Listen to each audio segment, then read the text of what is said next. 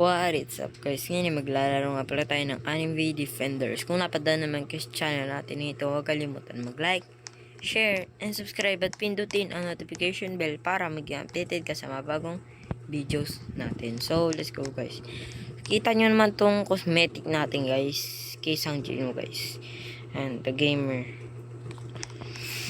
Ito guys, nabili ko lang to sa Trading Plaza. At ito, binigay lang sa akin. Dahil binigyan ko siya ng star. Kailangan niya daw kasi ng star.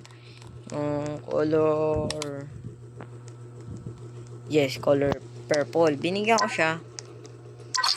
Binigay niya sa akin to. And, grabe boy. Pang tuwa ako bro. Kaso mo, tinan mo yung damage. Like, damn.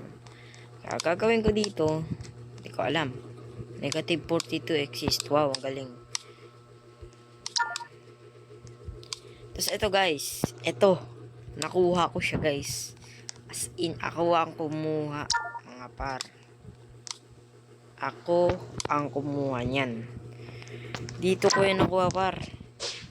Pero chance 0.75%. Tapos, ang kailangan ko na lang bilhin, Vampire Coffin. Wala pa akong ganun. Tingnan natin. Vampire Castle. Ayun, 760 na lang, guys. Kaso mo, wala akong Vampire Coffin. Tapos, kailangan ko pati muna ayusin yung treat nito. Pati, gagamitin ko lang siya ng gagamitin. Pati, kung nagtataka kayo, baka mamaya binili ko lang. Sinabi natin baka hindi pwede i-trade ko. Not tradable mga par, not tradable. Not tradable. Statistics, boom. Secret units summon. Isa. Grabe. Ngayon, keep muna natin yung tanggalin muna natin to si Curse Prince. At gamitin natin si Dracula. Level 1 par. 298 na yung damage. Tapos mag-infinite tayo guys. Showcase natin muna. Showcase muna natin mga par. Yung mga secret natin. Dito natin sila iso-showcase sa Swordsman Dojo. Mas maganda ko dito. Yes, dito. Ito, kakabalik ko lang sa laro na to. Alos, mga ilan linggo, kakabalik-balik ko lang mga ilan linggo, mga 2-3. Showcase muna natin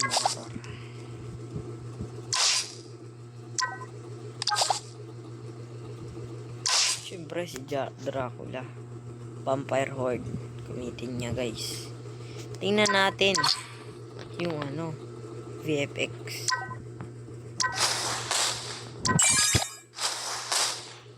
Lagay lang tayo ng support unit dito guys.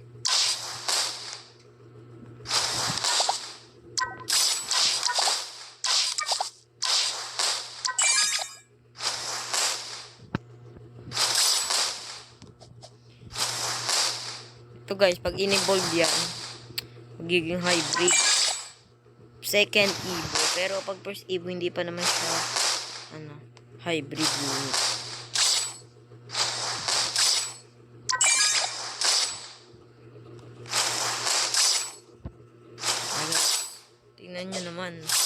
Tingnan nyo naman mga par.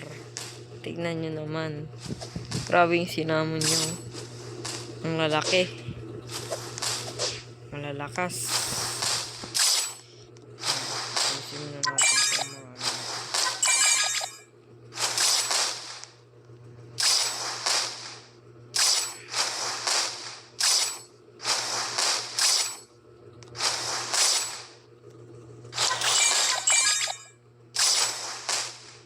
Saan na yung mga, ayun, sila natin, ayun.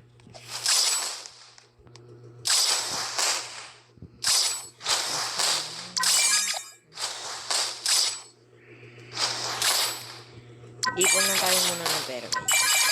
Para papakita sa inyo.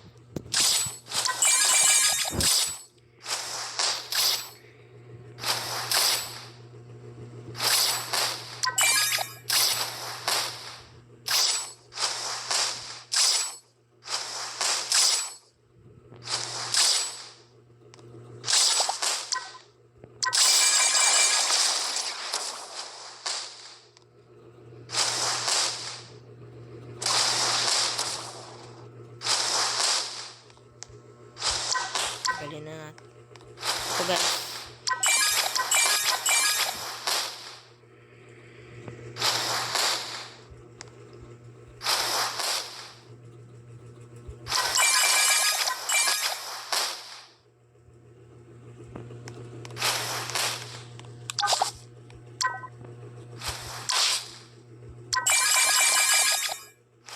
Ipon muna tayong pera, guys.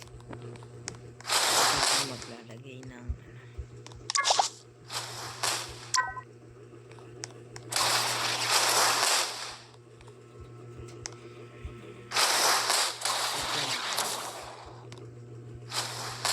ito, guys.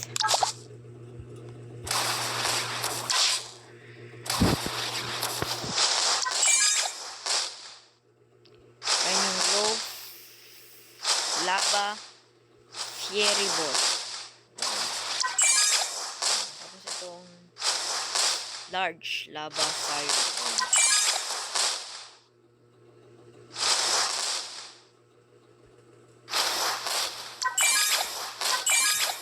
Labang meatloaf.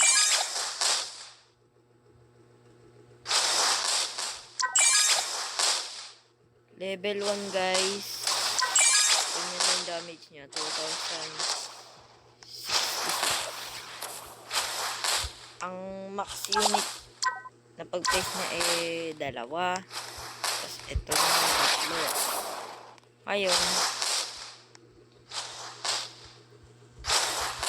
ito yung skill ng Bonfire Horde. Mag-spawn siya ng madaming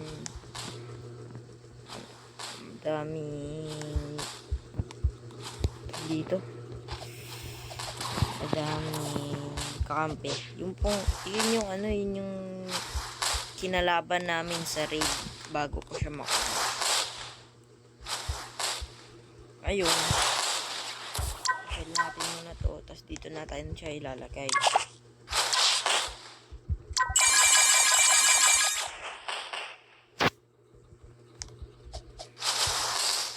Tapos papakita naman natin si Sanjinu. Ito din, guys. Dalawa din yung placement nito, guys. Dalawa din. Unang skill, Quicksilver. Kung paano matawag ito, ganun. Tapos, yung Gamer's Lamp, AOE. Full AOE. Damage 6,500. Yun. Ito naman, guys, mutilation.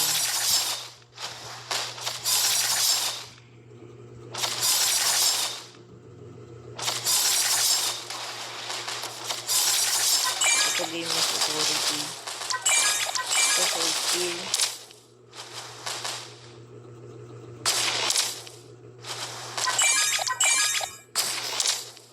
$29,000 yung max damage niya. So, mag-iipon lang tayo muna ng madaming trade crystal, tapos stars, vampire coffin, lalaro tayo sa raids, then infinite, gawa ng challenges, gawa ng quest. Kasi ito pala, hindi ko pa pala nakikita sa inyo. Tagalin muna natin sa isang video. Tagalin muna natin siya dito para support. Guys, si Dragon Champion, guys. Ano yung skill niya? Linear. Tanong. multi-hit. Ito, demon slashes. Linear din. Ito, full counter.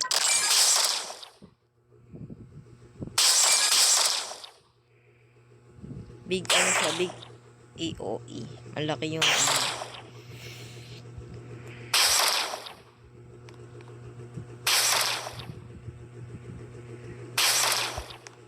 I think ikikip ko to. Bala kasi ako ibigay ito sa pinsan ko.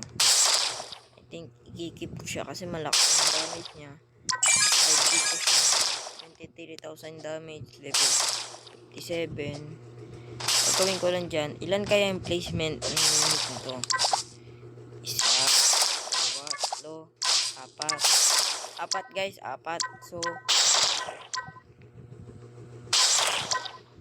damage niya is 3k. 23 times 4, nasa 92,000 yung damage pag sama-sama sila. Kaya maganda dito guys. Requiem maganda. Requiem 1, Requiem 2. Ito muna yung mga unit na gagamitin ko guys. Ito kasi malakas to eh. Si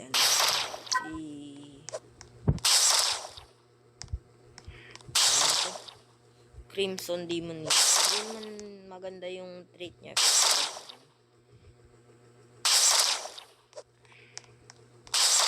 Guys, ano muna tayo. Ipon muna tayo ng rank reroll tas frostbind.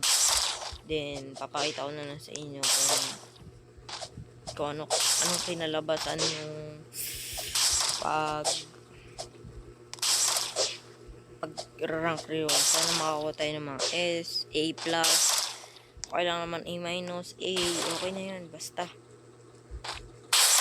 Wala, pangit pala A-. Ganda A+, S. Yan. So, babalik tayo sa ano.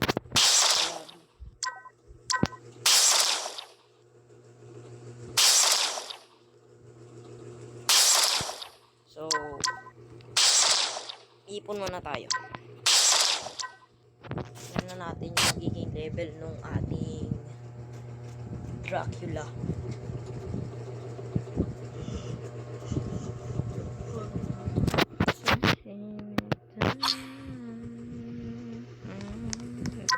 Hindi siya lumebel pero